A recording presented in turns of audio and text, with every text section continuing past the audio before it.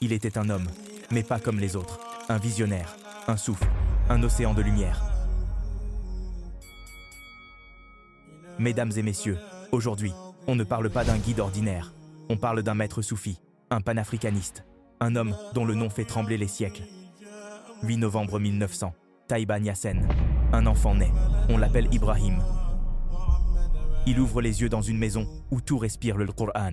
Son père, El Hadj Abdellah Niass, résistant aux côtés de Moba Jacouba, un combattant, devenu cultivateur, un maître qui a choisi la charrue et le livre plutôt que l'épée. C'est dans cette atmosphère que grandit Ibrahim. À 15 ans, il connaît le Coran par cœur, chaque mot, chaque verset, pas seulement sur ses lèvres, dans son cœur, dans son âme. Puis vient le drame, 1922, son père rend son âme à Allah. Le jeune Ibrahim, 22 ans, choisit une voie solitaire.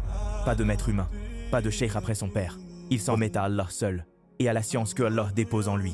Alors, arrive le moment, 1929, Kaolack. Il proclame « Je suis Sahib al-Fayd », un mot, un tonnerre, une annonce qui bouleverse l'histoire, le Fayd, l'effusion prophétisée par Cheikh Ahmed Tejani, un flot de lumière qui rend la Marifatullah accessible à tous, hommes, femmes, riches, pauvres, savants, ignorants, tous. Imaginez la scène, un disciple tremblant, illettré, qui s'assoit devant lui, quelques paroles, un dhikr, et soudain, les larmes coulent, le cœur brûle, la gnose est là, la proximité avec Allah, un miracle à portée de main.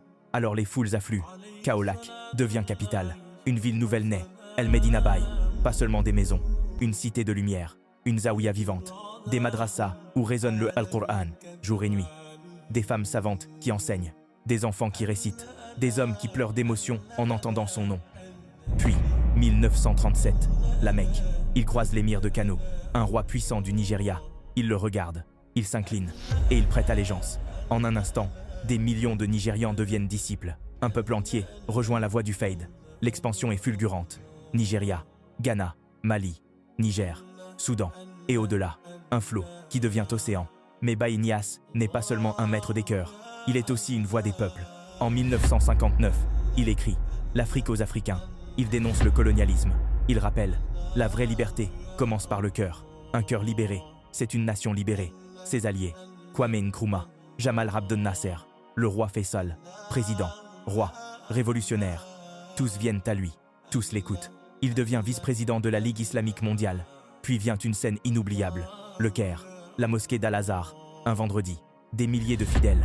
Un silence, un souffle, puis une voix, celle de Cheikh Ibrahim Niass, un Africain de l'Ouest. Un fils de Taïba Niassène, debout sur le manbar, dirigeant la prière.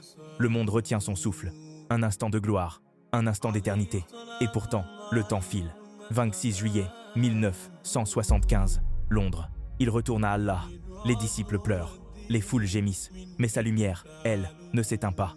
Car aujourd'hui encore, El Medina Baye vibre.